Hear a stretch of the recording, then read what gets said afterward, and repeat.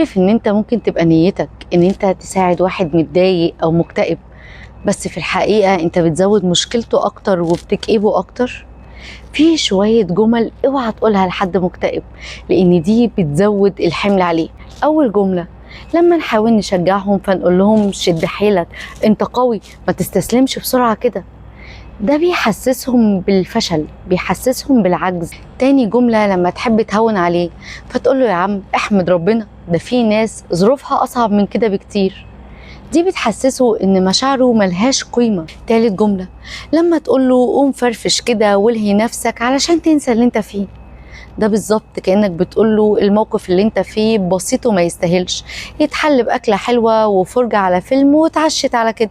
رابع غلطة ان انت تتجاهل تماما مشاعره او اكتئابه وتتعامل كأن ما فيش حاجة، قال يعني هو كده مش هياخد باله وهينسى وهيتلهي. بس الحقيقة ان انت كده مش بتحسسه ان بس مشاعره ملهاش قيمة، ده انت بتحسسه ان هو كله على بعضه ملوش قيمة. الجملة الخامسة، انت محتاج ايمان قوي، انت مشكلتك ان انت بعيد عن ربنا. الجملة دي بتخليه مش بس مكتئب، ده مكتئب وحاسس بالذنب، مع ان في الحقيقة وده شرحناه في فيديو قبل كده، الاكتئاب ملوش اي علاقة بقلة الايمان، ده اضطراب نفسي وممكن يكون عضوي مستقل بذاته. رقم 6، لو قلت له على فكرة انت لو عايز تخرج من اكتئابك هتعرف تخرج منه كويس قوي، انت اللي حابس نفسك وده اختيارك وانت اللي واخد القرار بنفسك.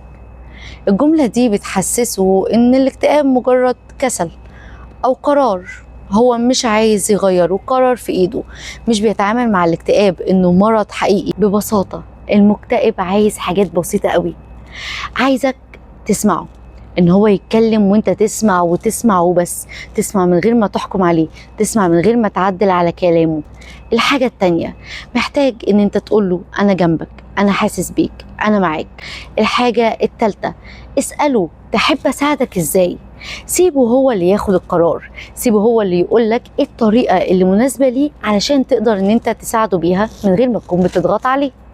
الحاجة الرابعة قول له ما تيجي نعمل حاجة بسيطة مع بعض، أنا مقدر مشاعرك، بس إيه رأيك نخرج نتمشى 10 دقايق بس نشم هوا من غير ما نتكلم خالص. والأهم من كل ده إن أنت تفضل وراه وتشجعه إن هو يروح لحد متخصص. اختار دايما إن أنت تكون الأمان، ما تبقاش حمل زيادة.